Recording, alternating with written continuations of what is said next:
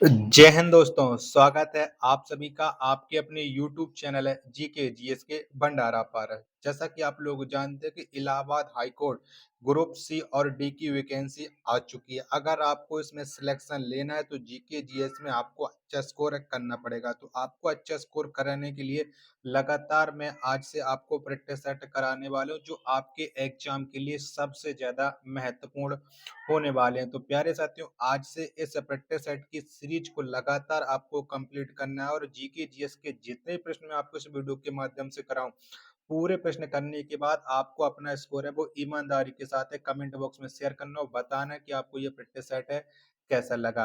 तो चलिए फिर शुरू करते हैं। और ये सारे के सारे प्रीवियस ईयर के प्रश्न है, ये बात आप लोग याद रखना। तो पहला प्रश्न है आपके सामने कि कच्चे फलों को कृत्रिम रूप से पकाने के लिए प्रयोग में लाई जाने वाली गैस का नाम है। तो कौन सी गैस प्रयोग में लाई जाती है? तो ये एथिलीन लाई जाती है। एक का डी ऑप्शन है वो राइट आंसर है हो जाएगा। दूसरा प्रश्न आ जाता है कि निम्न में से जीवित प्राणियों का कौन सा समूह एक ही से संबंधित है?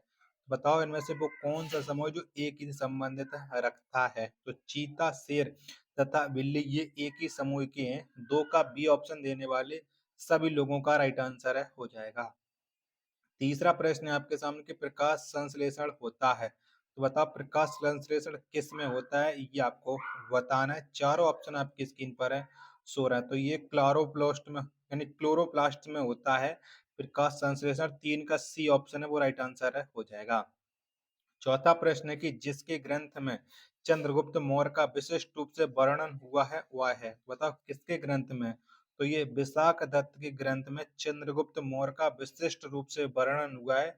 चार का सी ऑप्शन राइट आंसर है हो जाएगा। पांचवा प्रश्न आ जाता है कि अशोक के शिलालेखों में प्रयुक्त भाषा है। तो कौन सी भाषा अशोक के शिलालेख में प्रयोग की गई है? तो ये प्राकृतिक भाषा का प्रयोग किया गया। पांच का बी ऑप्शन राइट आंसर है हो जाएगा। छठवां प्रश्न आ जाता है कि हड़प्पा में एक उन्नत जल प्रबंधन प्रणाली पता चलता है। तो ये किस में पता चलता है? छठ में का आंसर आपको बताना है। तो ये धौलावीरा में पता चलता है। छह का ए ऑप्शन है वो करेक्ट आंसर हो जाएगा। अगर आपको ये वीडियो पसंद आ रही होगी तो वीडियो को लाइक कर देना। इसी तरीके के लगातार प्रैक्टिस सेट आपको हमारे यूट्यूब चैनल पर मिलते रहेंगे। सातवां प्रश्न कि चीनी यात्री हेन सुआंग ने किस विश्वविद्यालय में अध्ययन किया था? तो कहाँ पर किया था? तो चीनी यात्री जो ह्वेन त्सांग था, इसने जो अध्ययन किया था वो नालंदा विश्वविद्यालय में किया था। सात का डी ऑप्शन राइट आंसर है हो जाएगा।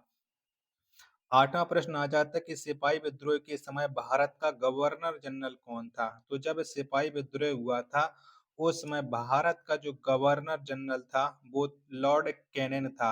यानी नौ का ए ऑप्शन वो राइट आंसर है हो जाएगा।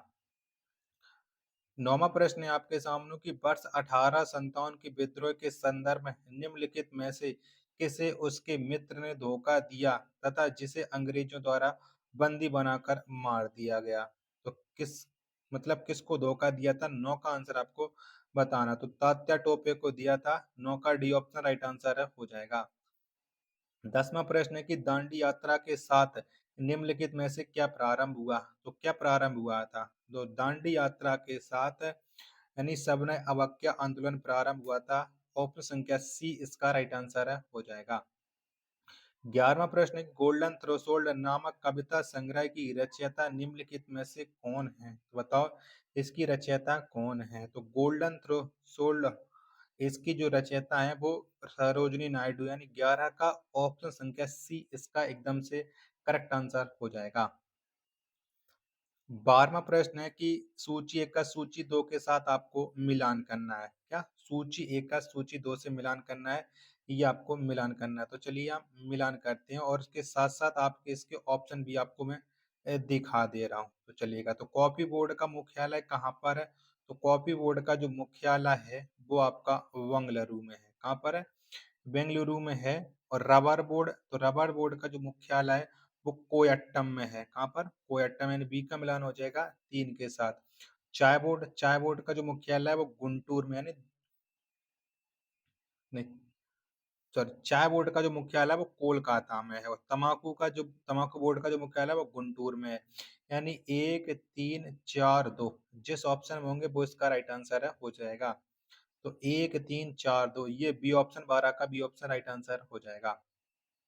13वां प्रश्न है कि निम्नलिखित में से किस एक में राष्ट्रीय उद्यानों की संख्या अधिकतम है? तो बताओ किस में है? तो सबसे जो अधिकतम संख्या है वो अंडमान और निकोबार द्वीप समूह में है। 13 का पहला ऑप्शन राइट आंसर है हो जाएगा।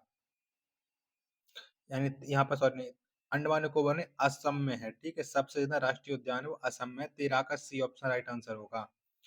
14वां प्रश्न की संविधान अधिनियम किससे संबंधित है? 98वें संविधान संशोधन का संबंध किससे, ये आपको बताना है।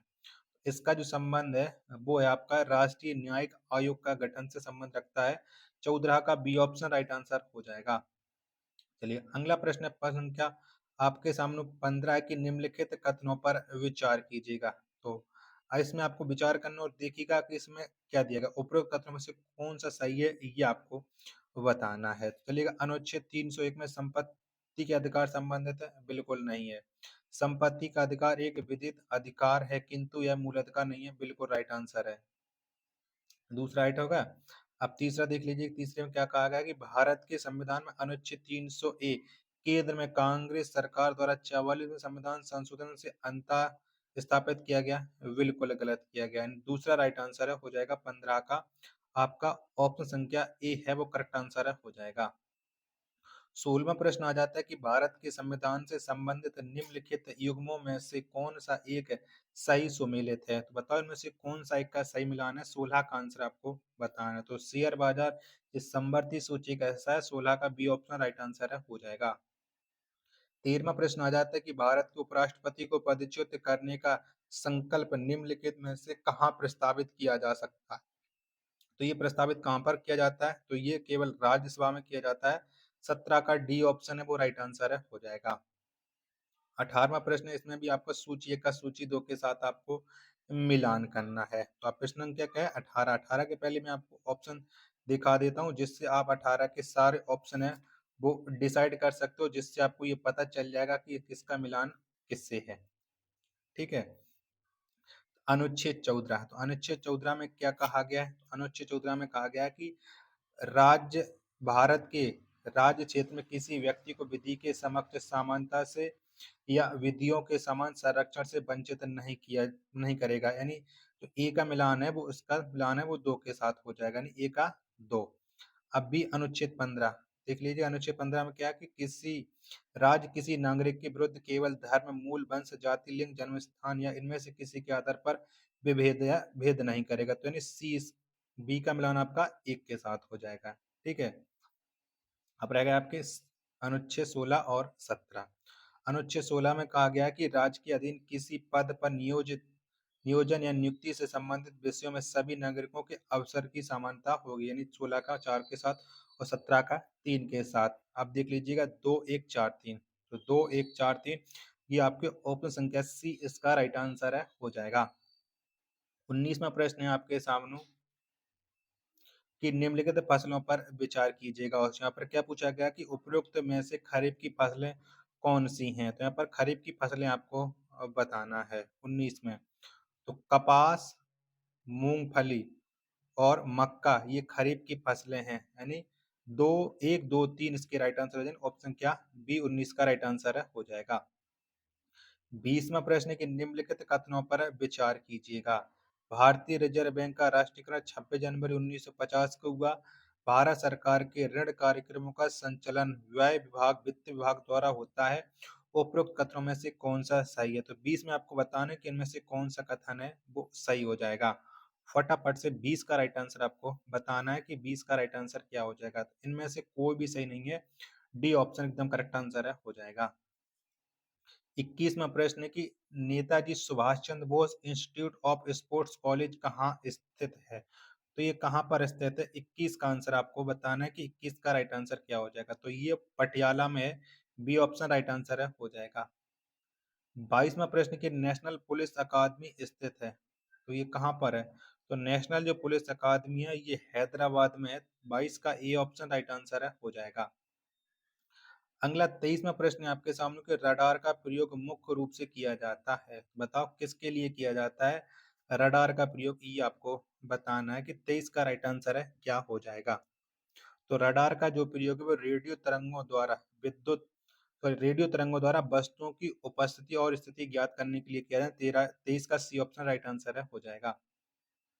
24वां प्रश्न है आपके सामने कि निम्नलिखित में से कौन-सा युग्म सुमेलित नहीं है? यानी इनमें से जैसे खनिज और प्राप्ति स्थान में से एक गलत है, वो कौन-सा गलत है? तो यूरेनियम झारखंड सही है, मोनोजाइट केरल सही है, लिग्नाइट तमिलनाडु सही है, जबकि पेट्रोलियम ये झारखंड में नहीं मिलता, सबसे ज़्यादा पेट्रोलियम है, वो आपका मुंबई में मिलता है, यानी डी ऑप्शन इसका राइट आंसर हो जाएगा, ये सही सुमेलित नहीं है। 25वां प्रश्न आ जाता है कि पहला कंप्यूटर किसने बनाया था? तो पहला कंप्यूटर ये चार्ल्स बेबेज ने बनाया था, 25 का सी ऑप्शन राइट आंसर है, हो जाएगा। 26वां प्रश्न आ जाता है कि कृषि में खाद के रूप में तथा बीजों को सुरक्षित रखने के लिए फफूंदी मार के तौर पर उपयोग किया जाता है। तो क्या उपयोग किया जाता है? तो ये जस्ता एवं मैंगनीज युक्त रसायन का उपयोग किया जाता है। 26 का ये ऑप्शन राइट आंसर है, हो जाएगा। 27वां प्रश्न है आपके सामने कौन सा युग्म सही सुमेलित नहीं है? तो इनमें से एक गलत है, वो आपको बताना है। तो महान हिमालय राष्ट्रीय उद्यान ये मनाली कुल्लू में सही है। राजाजी नेशनल पार्क ये देहरादून में, ये बिल्कुल सही है। केवलादेव राष्ट्रीय उद्यान या राष्ट्रीय पार्क ये भरतपुर राजस्थान में सही है। वन विहार राष्ट्रीय उद्यान, जब तीनों सही है तो चौथा ऑप्शन आप गलत हो जाएगा, ये जबलपुर नहीं है। कमेंट बॉक्स में कमेंट करके बताने कि वन विहार राष्ट्रीय उद्यान ये कहाँ पर स्थित है, हो जाएगा। 28वां प्रश्न कि डीडीटी की खोज वर्ष 1939 में किसने की थी? तो डीडीटी की जो खोज है वो पॉल म्यूलर के द्वारा की गई थी। 28 का ए ऑप्शन राइट आंसर है, हो जाएगा।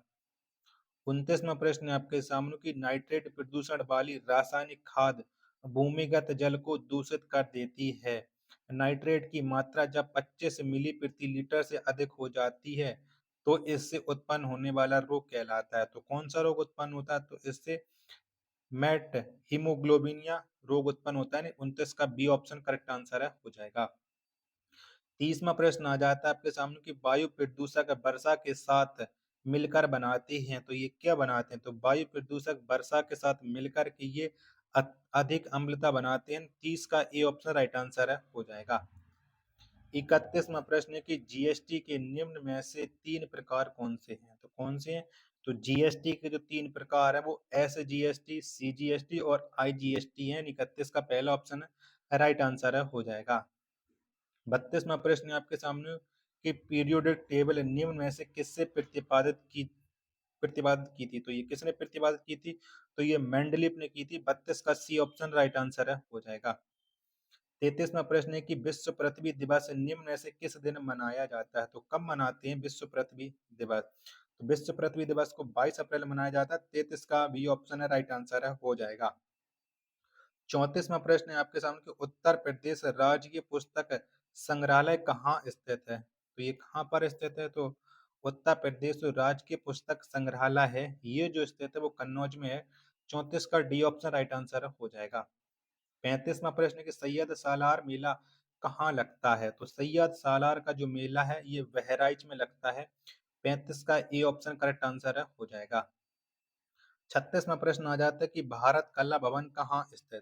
तो कहाँ पर है? तो भारत कला भवन ये बनारस में है। 36 का बी ऑप्शन राइट आंसर है, हो जाएगा। और 37वां प्रश्न है कि विकिपीडिया के संस्थापक निम्न में से कौन है? तो विकिपीडिया के जो संस्थापक है वो लैरी सेंगर और जिमी वेल्स, यानी 37 का ए ऑप्शन करेक्ट आंसर हो जाएगा। आशा करता हूँ कि आपको ये वीडियो पसंद आई होगी। तो वीडियो को लाइक करें, चैनल को सब्सक्राइब नहीं कर रखा होगा तो चैनल को आप लोग जरूर सब्सक्राइब कर लेना। मिलते हैं अपने एक और नेक्स्ट वीडियो के साथ, तब तक के लिए धन्यवाद। जय हिंद, वंदे मातरम।